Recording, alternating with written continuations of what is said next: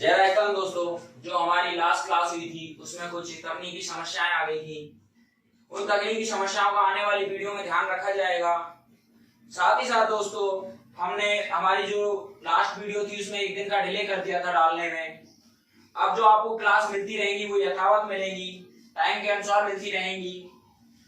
भाइयों, जिन भाइयों ने हमारा लास्ट पार्ट नहीं देखा हो, उस लास्ट पार्ट में हमने एक क्लिप ऐड कर रखा है जो अर्णोराज और अर्णोराज के पुत्रों के बारे में है। इसमें क्रमवार हमने दिखाया है कि कैसे कैसे अर्णोराज के बाद जगदेव राजा बना, फिर विशलदेव बना, फिर अपराग्य, फिर जगदेव का पुत्र पृथ्वीराज द्वितीय, फिर सोमेश्वर और फिर उसके बाद पृथ्वीराज तृतीय। तो भाइयों, आज हम बात करेंगे सोमेश्वर के पुत्र पृथ्वीराज तृतीय की। जिन भाइयों ने हमारा चैनल सब्सक्राइब नहीं किया हो वो चैनल सब्सक्राइब करें, साथ ही साथ बेल आइकन जरूर दबा दें ताकि आपको हमारे अगले वीडियो का नोटिफिकेशन मिल जाए। भाइयों, बात करेंगे पृथ्वीराज तृतीय की।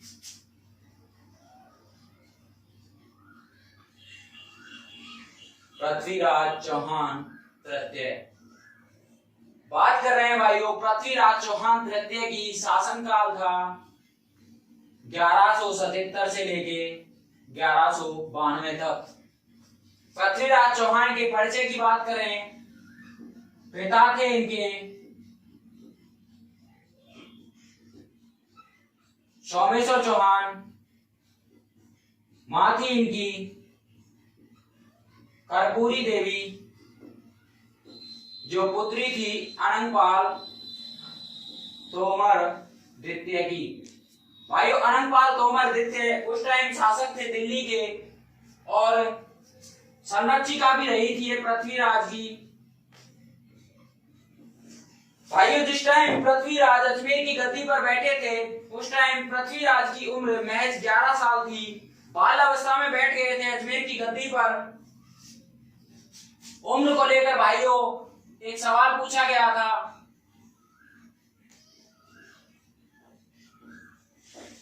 सवाल पूछा गया था भाइयों नगर पालिका में 2016 में एग्जाम हुआ था नगर पालिका का, ईओ का।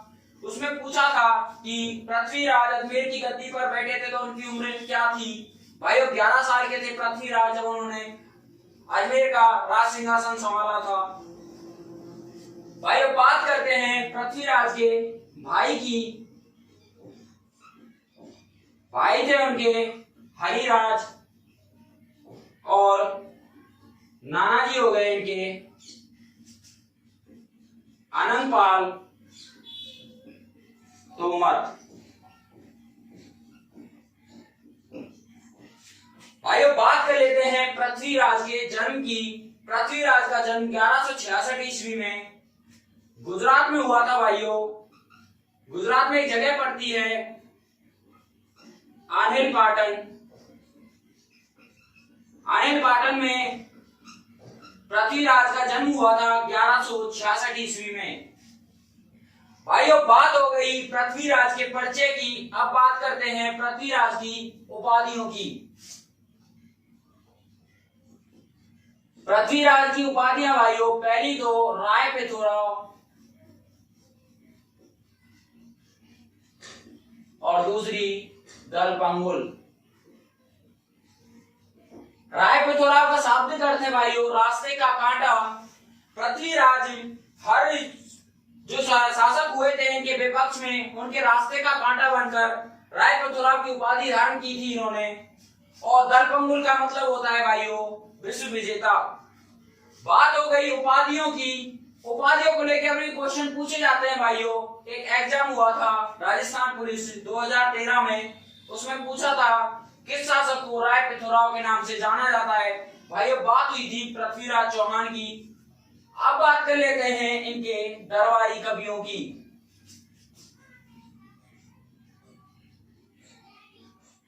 भाइयों, बात कर रहे हैं दरबारी कवियों की। पहले थे दरबारी कवि इनके चंद्रवरदाई और दूसरे जयानक। चंद्रवरदाई इनके दरबारी कवि नहीं मात्र साथ साथ इनके बहुत अजीज मित्र भी थे, और इन्होंने पृथ्वीराज के लिए एक ग्रंथ लिखा, पृथ्वीराज रासो। पृथ्वीराज रासो लिख दिया चंद्रवरदाय ने पृथ्वीराज के लिए।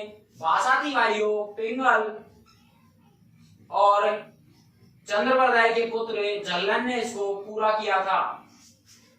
जयानक ने जो ग्रंथ लिखा था भाइयों नाम है पृथ्वीराज विजय।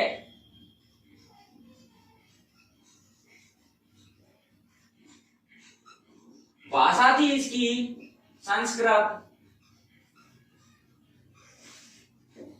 संस्कृत भाषा में लिखा था पृथ्वीराज विजय पृथ्वीराज के लिए जयानक ने।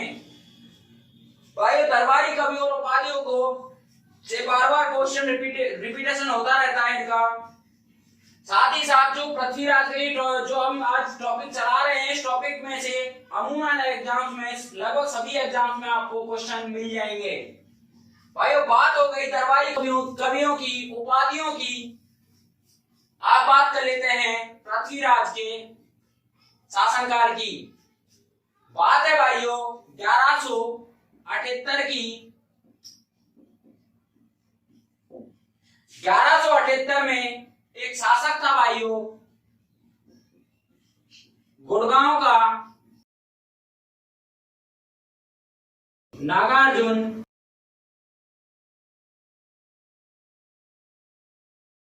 बात है भाइयों 1178 की। पृथ्वीराज अपने अजमेर से नानाजी के पास जा रहे थे दिल्ली।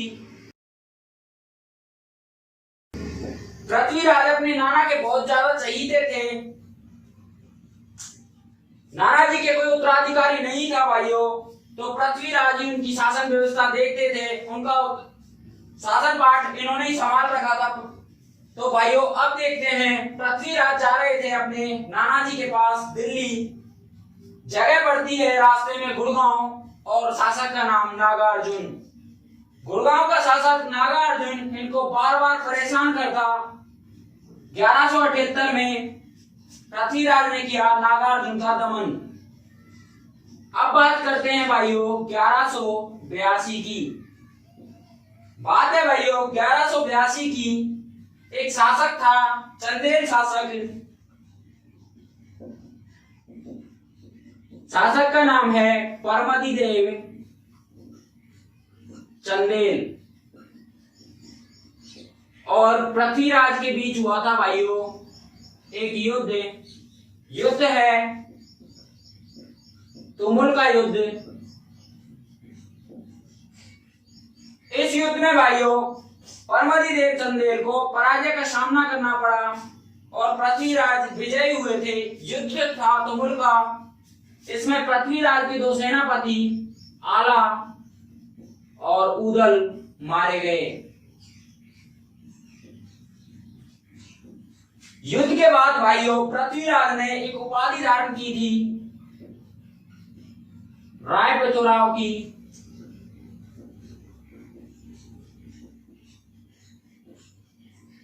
तुमुल के युद्ध के बाद धारण की राय पितुराव की उपाधि भाइयों। बात कर लेते हैं 1184 की।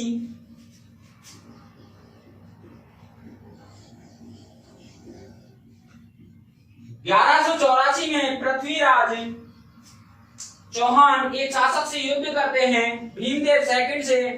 भीमदेव सेकंड भाइयों राजा था गुजरात का और वो सिरोही पर बार बार आक्रमण करता। सिरोही की राजकुमारी इच्छिनी से विवाह की इच्छा लेकर बार बार आक्रमण करता। पता चलता है हमारे पृथ्वीराज को और युद्ध होता है भीमदेव सेकंड और पृथ्वीराज के बीच। इस युद्ध में भीमदेव सेकंड बुरी तरह हार गया। पराजय का सामना करना पड़ा भीमदेव सेकंड को। और 1184 में पृथ्वीराज ने किया सिरोही की राजकुमारी इच्छिनी से विवाह। इच्छिनी से विवाह कर लिया 1184 में भीमदेव सेकंड से युद्ध करके पृथ्वीराज ने। अब बात करते हैं हम एक बात कर लेते हैं शासक है कन्नौज का शासक। भाइयों कन्नौज पड़ता है हमारा यूपी में। शासक का नाम है जयचंद गहरवाल। इनकी पुत्री का नाम है भाइयों संयोगिता। बात कर रहे हैं जयचंद गढ़वाल की। जयचंद गढ़वाल वैसे तो पृथ्वीराज के संबंधी थे, पृथ्वीराज के मौसा थे जयचंद गढ़वाल। पुत्री का नाम था संयोगिता। भाइयों एक बार की बात है, पृथ्वीराज और संयोगिता अपने नाना जी के वहां पे एक समारोह में गए हुए थे। दोनों ने एक दूसरे को देखा और नजरें मिली, दोनों में प्रेम हो गया भाइयों। प्रेम प्रसंग चलता रहा, पत्र व्यवहार एक दूसरे के बीच में होने लगे। पता चलता है भाइयों जयचंद गढ़वाल को। जयचंद गढ़वाल बहुत क्रोधित हुए ये जानकर और वो संयोगिता को लेकर वापस कन्नौज लौट जाता है। और कन्नौज लौटकर जयचंद गढ़वाल ने संयोगिता का विवाह का स्वयंवर रच दिया। सभी जो आसपास के जो शासक थे उन सभीयों को बुलाया, लेकिन पृथ्वीराज का अपमान करने के लिए पृथ्वीराज को आमंत्रित नहीं किया था जयचंद गढ़वाल ने। इतना ही नहीं भाइयों, जो स्वयंवर का मेन गेट था उस गेट पर पुतला लगवा दिया था पृथ्वीराज का।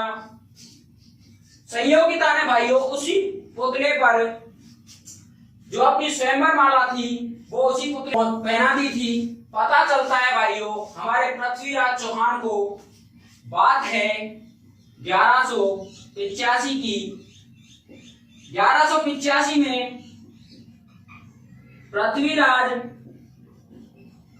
ने संयोगिता को वहां से भगा लिया और विवाह किया संयोगिता के साथ। भाइयों गंधर्व विवाह हुआ पृथ्वीराज का संयोगिता के साथ 1185 ईस्वी में। अब बात कर लेते हैं भाइयों, एक और शासक था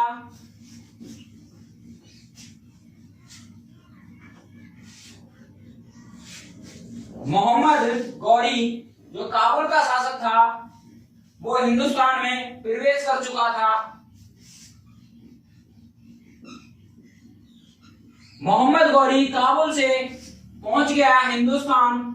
उसने जाना हमारे राजपूत राजाओं के बारे में, राजस्थान के जो राजपूत राजा थे, पता चलता है उसको पृथ्वीराज चौहान के बारे में। पृथ्वीराज चौहान को वो एक पत्र भेजता है और कहता है कि पृथ्वीराज तू मेरी अधीनता स्वीकार कर ले। लेकिन पृथ्वीराज ने अधीनता स्वीकार करने से इनकार कर दिया और युद्ध हुआ दोनों के बीच में। तराइन का प्रथम युद्ध, तराइन का प्रथम युद्ध हुआ था भाइयों 1191 में। पृथ्वीराज और मोहम्मद गौरी के बीच। इस युद्ध में मोहम्मद गौरी को बुरी तरह हार का सामना करना पड़ा और अपनी हार के साथ ये वापस लौट गया काबुल। फिर भाइयों अपनी हार का बदला लेने के लिए मोहम्मद गौरी फिर लौटता है और पत्र लिखता है तो दोबारा से पृथ्वीराज से कहता है पृथ्वीराज इस बार मेरी अधीनता स्वीकार कर ले, नहीं तो हमारी मुलाकात रणभूमि में होगी। पृथ्वीराज ने उनको एक सुंदर सा उत्तर दिया कि रणभूमि में ही सामना होगा अब तो मिलते हैं भाइयों को रणभूमि में। युद्ध होता है तराइन का द्वितीय युद्ध।